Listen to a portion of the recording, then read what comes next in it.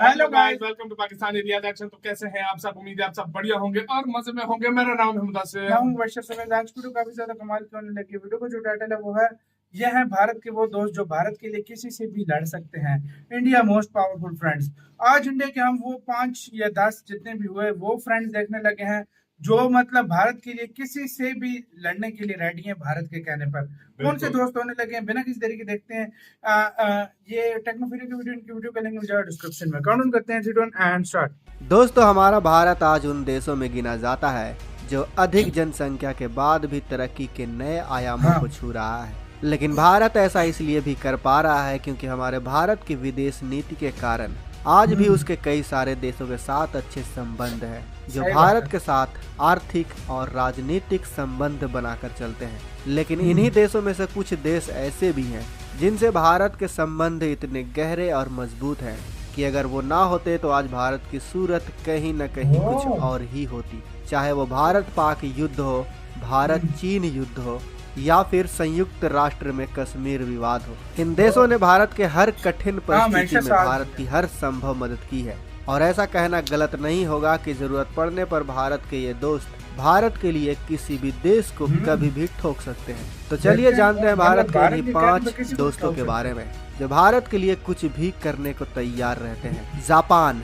भारत के सबसे करीबी देशों में जापान उस दोस्त की तरह है जिस पर हम आंख मूंद कर भी भरोसा कर सकते हैं। भारत और जापान के संबंध हमेशा से ही काफी मजबूत और स्थिर रहे हैं। जापान की संस्कृति पर भारत में जन्मे बौद्ध धर्म का साफ साफ प्रभाव देखा जा सकता है, जिसकी वजह से जापान हमेशा से भारत की सभ्यता और संस्कृति से जुड़ा हुआ महसूस करता है। और वहीं अगर बात युद्ध में मदद करने की हो तो आज भी जापान भारत और चीन के खिलाफ युद्ध में दक्षिणी चीन सागर में फैले हुए चीनी वर्चस्व के खिलाफ भारत का साथ देता रहता है। और ये बात सिर्फ आज के समय की नहीं है, बल्कि आजादी की लड़ाई में जब सुभाष चंद्र बोस देश से बाहर जाकर अंग्रेजों के खिलाफ नई फौज बनाना चाहते थे, तो उस वक्त जापान ही था जिसने आजाद हिंद फौज के लिए सुभाष चंद्र बोस की मदद की थी और अपनी शाही सेना से भी जरूरी मदद करवाई थी। इसके बाद भी जापान भारत के बहुत से कामों में उसकी मदद करता रहा है। शायद इसीलिए भी भारत ने जापान की हर संभव मदद की है।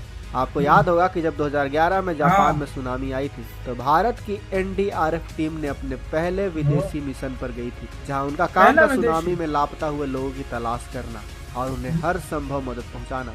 इसलिए जापान भी ये समझता है कि भारत भी उसके हर मुश्किल परिस्थिति में उसके साथ खड़ा है। रसिया।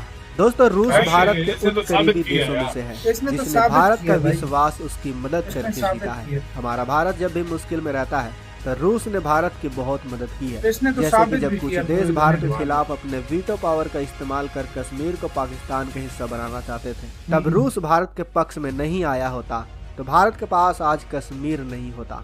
रूस ने अपने वीटो पावर का इस्तेमाल करके कश्मीर को भारत से अलग होने से बचाया था। इतना ही नहीं, जब पाकिस्तान ने 1971 में भारत पर हमला बोल दिया था, रूस ने भारत को अपने कई हथियारों को मुहैया करवाया, जिसके वजह से भारत पाकिस्तान पर भारी पड़ने लगा था। जब अमेरिका और ब्रिटेन ने भारत के खिलाफ अपने एयरक्राफ्ट कैरियर की 7th फ्लीट को हिंद महासागर में उतार दिया था, तब भी रूस ने अपने न्यूक्लियर मिसाइल से लैस सबमरीन और कई डिस्ट्रॉयर को भारत की मदद करने के लिए हिंद महासागर में उतार दिया था। बदले में भारत ने भी रूस की नीतियों का समर्थन किया। 1979 में जब रूस ने अफगानिस्तान पर हमला किया, तब भारत एक मित्र होने के नाते रूस के समर्थन में खड़ा नजर आया। इस वजह से अगर भारत कभी भी किसी मुसीबत में होगा तो रूस भारत की मदद करने से पीछे नहीं हटेगा। इजराइल को अगर भारत का इस समय का सबसे अच्छा दोस्त कहें तो कोई गलत नहीं होगा, क्योंकि इजराइल और भारत के संबंध पहले ऐसे नहीं थे।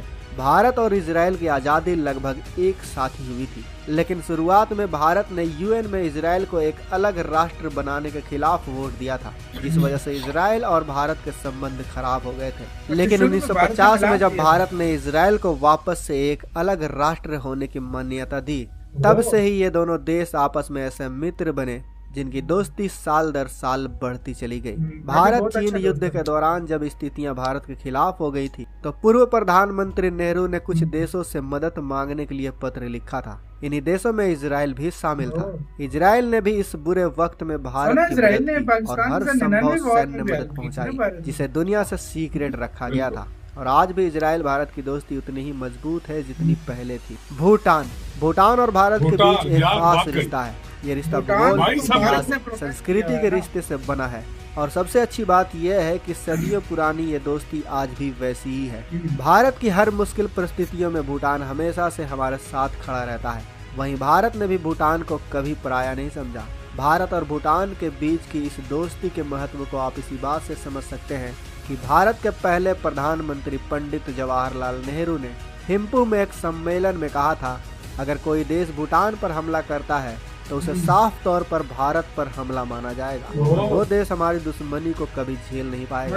इतना ही नहीं, भारत में ये रिवाज रहा है कि भारत के लगभग सभी प्रधानमंत्री अपने कार्यकाल में कम से कम एक बार भूटान का दौरा जरूर करते हैं। प्रधानमंत्री मोदी जी ने तो 2014 में अपनी पहली विदेश यात्रा भूटान से ही की थी। इसके अलावा 2019 में दूसरे कार्यकाल में भी भूटान का दौरा किया था। 2017 में भारत ने भी एक बार फिर अपनी अटूट दोस्ती का परिचय देते हुए डोकलाम विवाद में भी भूटान के साथ कंधे से कंधा मिलाकर और चीन के खिलाफ जाकर पूरी दुनिया को दिखा दिया था कि भारत और भूटान हर कदम पर एक दूसरे के साथ खड़े हैं, जिस वजह से चीन को डोकलाम से पीछे हटना पड़ा था। नेपाल दोस्तों, भारत और नेपाल का रिश्ता दोस्ती से भी बढ़कर दो सेज भाइयों जैसा है। हजारों सालों से नेपाल और भारत के बीच धार्मिक और सांस्कृतिक को पूरे शिद्दत से निभाया जाता है। नेपाल सीता माता और भगवान बुद्ध की जन्मभूमि है, जिस कारण हम भारतवासियों के लिए ये किसी भी तीर्थ स्थल से कम नहीं है। भारत के लिए नेपाल भी काफी जरूरी है, क्योंकि जिस तरह से गोरखा रेजिमेंट नेपाल के गोरखा लोग भारतीय सेना का हिस्सा होते हैं और वो फिर बाद में भारत के लिए सीमाओं पर दुश्मनों के खिलाफ लड़ते हुए अपनी जान की न्यौछावर करते हैं। इसे देखकर ये नहीं कहा जा सकता कि नेपाल भारत के किसी भी तरह से अलग है। करगिल युद्ध में गोरखा रेजिमेंट की वीरता को भारत कभी नहीं भुला सकता। तो दोस्तों, ये थे भारत के।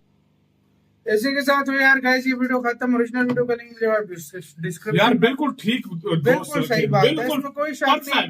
भारत, नेपाल और भूटान तो एक तरफ से मतलब छोटे भाई की तरह है भारत के, जो मतलब भारत के एक छोटे भाई की तरह मतलब ये दो देश है। हाँ भाई, बिल्कुल बिल्कुल परफेक्ट है। बिल्कुल इनकी प्रोटेक्शन का जिम्मा भी भारत ने लिया, इनका तो हर कुछ भारत का। जापान का बिल्कुल सही बोला है। रशिया ने हर जंग में हर जगह पे भारत की मदद साबित किया। 1971 में जब वो बहुत बड़ी जंग थी, जाहिर बात है, तो उसमें भी वो सीधा अगर वो अमेरिका को ना रोकता तो अमेरिकन आ गए थे। वाकई में तो मतलब एक बहुत बड़ा उसने मतलब एक साथ दिया। फिर 99 में भी रशिया इजराइल ने दिया था बहुत बड़ा साथ।